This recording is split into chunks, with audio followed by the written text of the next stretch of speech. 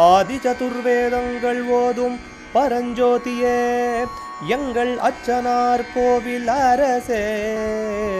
நம்புவோர்க்கு உபகாரி என்பதில் இவரன்றியில் நாட்டில் ஓர் தெய்வம் யார்கான். ஆதி சதுர்வேதங்கள் ஓதும் பரஞ்சோதியே எங்கள் அச்சனார் கோவில் அரசே. சுவாமியே சரணமையப்பா.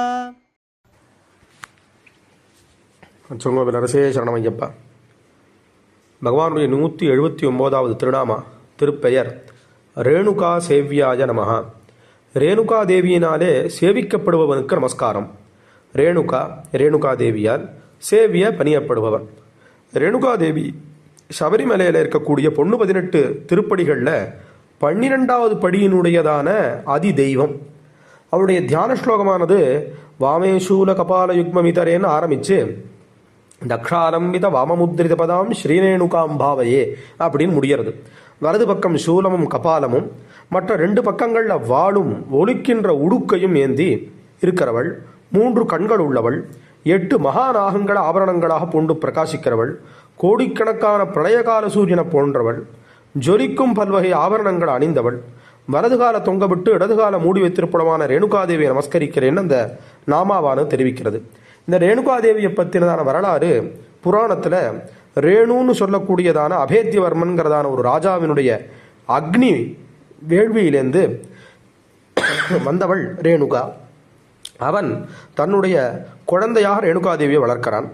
அந்த பொண்ணை விஸ்வாமித்தருடையதான சகோதரி சத்தியவதிக்கும் ரிச்சிகருக்கும் பிறந்த ஜமதக்னி முனிவருக்கு திருமணம் செய்து கொடுக்கிறார். அவருடைய புத்திரர் 4 பேர். அதில் கடைசி வரை பரசுராமர். அதில் ரேணுகாதேவி மலப்பிரபாங்கிற நதிக்கு போய் தண்ணீர் கொண்டு வரும்போது ஆகாயத்தில் கந்தர்வகுமாரனான சித்திரசேனுடைய அழகை தீர்த்தத்தில் பார்த்து மனசு பேதரிச்சு விடுறது. அதனால் அவருடைய தபஸானது குறைஞ்சு விடுறது. இதை கண்ட அவருடைய கணவரான ஜமதக்னி முனிவர் உருமதி, உற்சாககன், விஸ்வாவசு, பரசுராமன் அப்படிங்கிற 4 குழந்தைகளையும் கூப்பிட்டு இப்போ இங்கே தலையை கொய்துடுங்கோன்னு சொல்லி சொல்கிறார். அந்த மூவரும் முதல்ல மறுத்துடுறதுனால அவர்களுக்கும் சாபம் கிடைச்சுடுறது. ஆனால் பரசுராமர் அப்பா குருஸ்தானம், அவர் சொல்கிற காரியம் என்றைக்கும் பேதமாக இருக்காது, அவர் ஒரு தர்மத்தை சொல்கிறார் கேட்போன்னு சொல்லிட்டு அதே மாதிரி தாயினுடைய தலையை கொய்து விடுறார். உடனே இதனால் மகிழ்ந்த ஜமதக்னி முனிவர் அவருக்கு வரம் கொடுக்க சொல்லி வரம் கொடுக்குறேன், என்ன வேணும்னு கேளுங்கிறார். அப்போது இந்த இறந்த அத்தனை பேருக்கும் உயிர் வரணும், தனக்கு இந்த தோஷமானது இருக்கக்கூடாது, பாபமானது இருக்கப்படாது அப்படிங்கிறத பிரார்த்திச்சு அதே பிரகாரம் அவர்கள் எல்லாத்துக்கும் உயிர் வந்ததாக இருக்கு. புராணங்களில் சிலதெல்லாம் அர்த்தத்தோட உள்ளர்த்தத்தோட கூடியது. வெறும் வாச்சிய அர்த்தம்னு வெறும் வார்த்தைகளில் இருக்கிறது மாத்திரம் அர்த்தமாக எடுத்துக்க கூடாதுன்னு திருப்பி சொல்றதுனால ஒவ்வொன்றுக்கும் ஒரு உள்ளர்த்தமானது வேதங்களை சார்ந்து இருக்கு. அதனால இந்த இடத்துலையும் அது அப்படிதான் இருக்கே ஒழிய தந்தை அவர் தாயை கொல்ல சொன்னார், இது நியாயமா தர்மமா, இது தப்பில்லையா, தாயிற் சிறந்தது ஒரு கோயில் இல்லைன்னு சொல்லி சாஸ்திரங்கள்லாம் சொல்லி மாதாவுக்கு மேலே தெய்வம் இல்லைன்னு சொன்ன இடத்துல பரசுராமர் இப்படி பண்ணலாமான்னு கேட்கறதுக்கெல்லாம் தர்மசாஸ்திரங்களில் சரியான பதிலும் அதற்கு சரியான அர்த்தங்களும் சொல்லப்பட்டதாக இருக்கு. அதான் அந்த ஒவ்வொரு இடங்களில் பார்க்கலாம். அதனால இது காரணம் இல்லாததானது இல்லை. அதுக்கப்புறம் பரசுராமர் என்ன பண்றார், கார்த்தவீரியன் என்ற அரசனை கொன்னுடுறார். அதனால அவனுடைய குமாரரான எல்லாரும் வந்து பரசுராமர் இல்லாத சமயத்தில் ஜமதக்னி முனிவரை கொண்டுடுறதா ஆயிடுறது. இதனால் ரேணுகாதேவி ஜமதக்னி முனிவருடைய சரீரத்தோட அக்னிக்குள்ளே புகுந்து விடுறார். அப்போது அவளுடைய தேகமானது வேகறதுக்கு முன்னாடி இந்திரன் வருணனை கூப்பிட்டு மழையை பொழிய வைக்கிறான். ஆனாலும் அவளுடையதான தேகத்தில் தீயினால் கொப்பளங்கள்லாம் உண்டாவிடுறது. அப்போது வஸ்திரங்கள்லாம் எரிஞ்சதுனால காட்டு இருந்த வேப்ப மரத்தை ஆடையாக உடுத்தி அருகில் இருந்ததான தேரியிலேருந்து தன் பசிக்கு உணவு தரும்படி கேட்குறார். அங்கிருந்து அவளுக்கு பச்சரிசி மாவு, வெல்லம், இளநீர், பானகமெல்லாம் கொடுத்து உபசரிக்கிறார்கள். அப்பொழுது தேவர்கள்லாம் அவளுக்கு காட்சி கொடுத்து, அம்மா நீ சக்தியினுடைய அம்சமாக இருக்கிறதுனால கிராமங்கள்ல எல்லாம் மாரியம்மன்கிற பேரோட வீட்டு இருந்து அங்கே இந்த அக்னியினால் ஏற்படக்கூடிய அப்புறம் மீதி விதமான ரோகங்கள், அம்மை இதெல்லாம் வந்தால் அதை நீ போக்கணும்.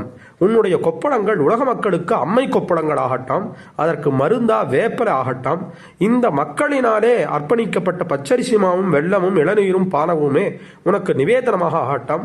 உன்னை ஆராதிப்பவர்கள் இருப்பவர்கள் அத்தனை பேர்த்துக்கும் துன்பத்தை போக்கி அந்த தோஷமாக உள்ளவர்கள் எல்லாத்தையும் நீ துன்புறுத்து அப்படின்னு வரம் கொடுத்ததாக சரித்திரம். அது முதல் அவளுக்கு முத்துமாரின்னும் கருமாரின்னும் பல பெயர்கள் இருக்கிறதா இருக்கு.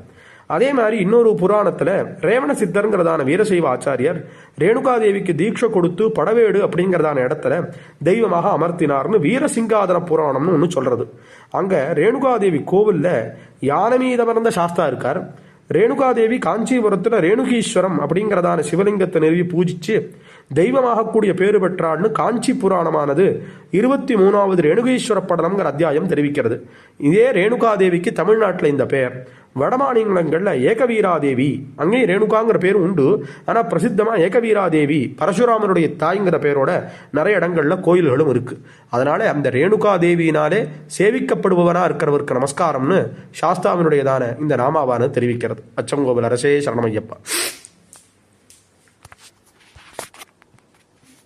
அச்சனார்